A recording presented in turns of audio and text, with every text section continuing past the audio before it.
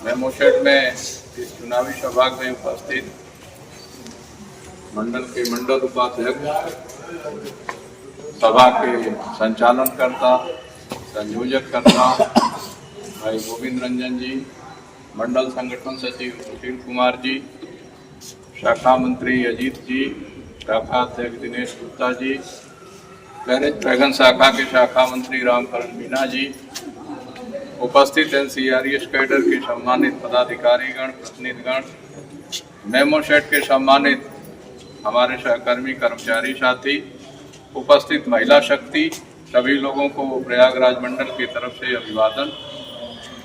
चुनावी मीटिंग है, वक्ता साथियों ने बहुत सारे अपने उद्गार आपके बीच में रखे। बार बार एक ही चीज को कहना भी उचित नहीं लग रहा, इसलिए कि सारे लोग यहीं पे रोज आते हैं, रोज समस्याएं होती हैं, रोज निस्तारण के लिए प्रशासन के साथ दो चार धीमा कुश्ती भी होती रहती है। उस चीजें किसी से छुपी नहीं। लोकल जहां तक समस्या की बात मैं करूं, आपका मेमोशेड जब से बना, अब एनसीआरएस का जब से यहाँ पर पदार्पण हुआ है, इलेक्ट्रिक लोकोशेड शाखा को जब से ये ब्रांच मिली है, आपकी यूनिट मिली है, प्रयास हम लोगों का यही हो रहा है कि यहाँ की समस्याओं से निजात दिलाया जाए। होता क्या है कि छोटी छोटी समस्याएं जीवन में आती रहती हैं, निस्तारण होता है, नई समस्याएं आती हैं। शुरुआती दौर में आप लोग भी यहाँ देख रहे होंगे, आपके नए अधिकारी आए थे, यूनियन की यहाँ एंट्री हुई तो उनको भी बहुत खराब लग रहा था। यहाँ तक कि पहली बार हम गेट मीटिंग करने आए थे तो वहां तक चले आए थे, घड़ी दिखा रहे थे। उसके बाद वहां से विरोध भी उनका हुआ, उनके मुंह पे मुर्दाबाद भी हुआ, लोगों ने धक्का मुक्की भी की, हम वहां से चले भी गए। लास्ट में बोले लोगों से कि मैं तो भेंट करने गया था। प्रमोशन से रिलेटेड, चार्जशीटों से रिलेटेड, अन्य समस्याएं जो आपके बीच में आ रही हैं, होता क्या है कि समस्याओं का निस्तारण और उसकी जिम्मेदारी प्रथम चरण में ब्रांच के अधिकारी के ऊपर होती है। प्रयास हम लोग कर रहे हैं। इनफॉर्मल के लिए 3-4 महीने से मैं पत्राचार इनको कर रहा था।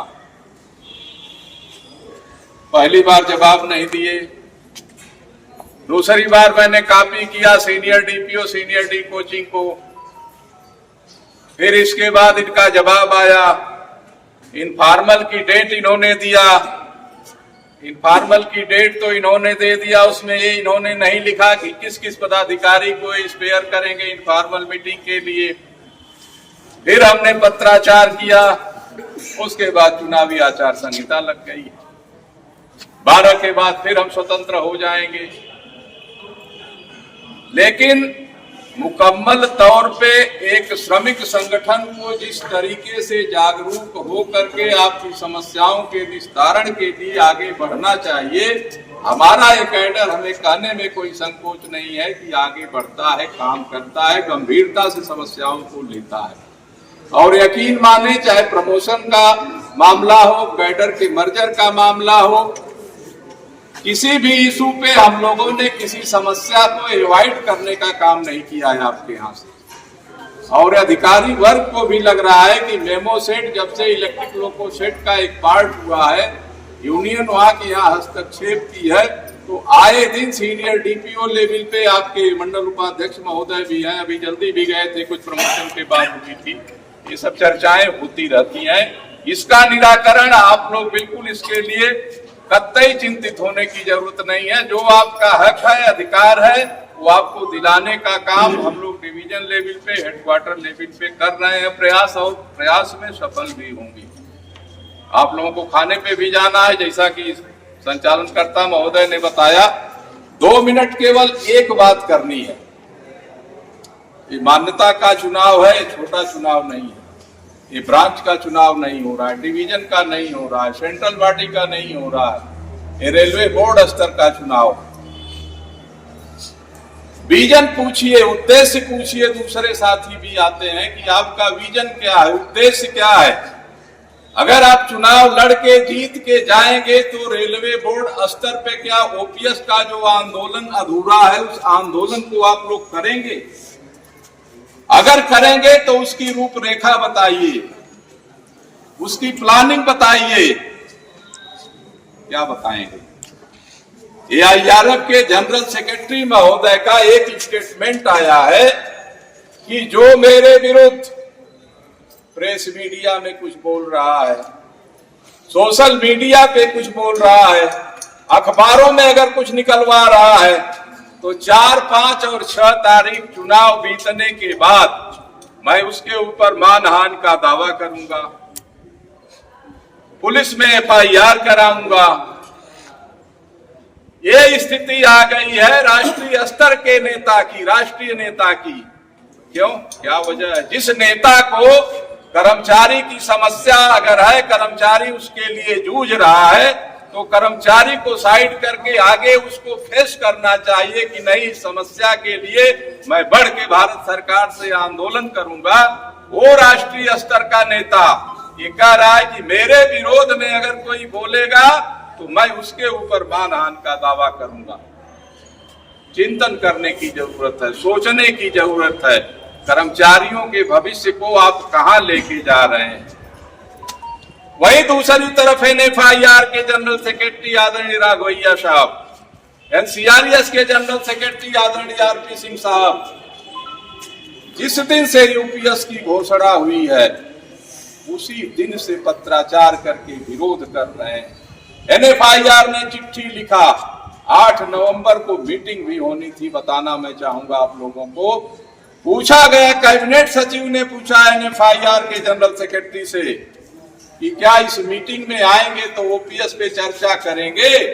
एनएफआईआर के जनरल सेक्रेटरी ने अपने उद्बोधन में बोला कि केवल और केवल ओपीएस पे ही चर्चा होगी, इसके अलावा और कोई चर्चा हम नहीं करेंगे। वो मीटिंग भी पोस्टपोन हो गई है मित्रों। ये चुनाव परिणाम आपको दशा देगा, दिशा देगा, ऊर्जा देगा। बहुत सारे लोग आपके बीच में आएंगे, भिन्न भिन्न तरह की बात करेंगे। महिला शक्ति भी यहाँ उपस्थित हैं। मैं उनसे भी ये कहना चाहूंगा कि कोई हमारा भाई भी हो सकता है, कोई बंधु हो सकता है, कोई रिश्तेदार हो सकता है। बात बात की बातें आप लोगों के पास भी आएंगी, लेकिन जागरूक होइए, जागरूक होइए आप लोग। पेंशन से नीचे कोई समझौता नहीं होगा। राष्ट्रीय कांग्रेस है, एनसीआरएस का एफिलिएशन एनएफआईआर का एफिलिएशन इंटक का एफिलिएशन राष्ट्रीय कांग्रेस पार्टी है मित्रों। जब से कांग्रेस विपक्ष में मजबूत हुई है, सरकार बैकफुट पे आई है और आना पड़ेगा। ओपीएस की मांग मानना पड़ेगा माननीय प्रधानमंत्री जी को। एनसीआरएस जिंदाबाद, जिंदाबाद, जिंदाबाद, एनसीआरएस जिंदाबाद। कहना बस यही है कि उन लोगों को आप सबक दीजिए, लाल झंडे वालों को आप सबक दीजिए कि आगे कम से कम अपने बाड़ी में, अपनी सोच में परिवर्तन ले आए।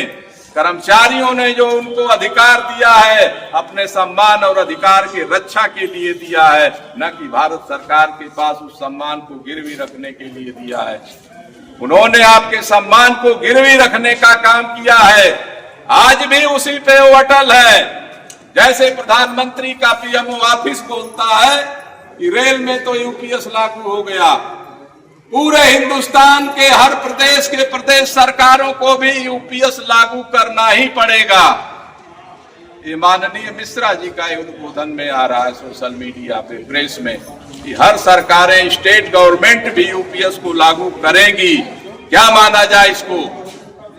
आपने तो हाथ खड़ा कर दिया है, सरेंडर कर दिया है भारत सरकार के सामने, लेकिन एनएफआईआर, एनसीआरएस आपके तरह काम नहीं करेगा। हम विश्वासघात नहीं करने वाले लोग हैं, हम जमीनी लोग हैं, जमीनी लोगों से जुड़ के काम करते हैं।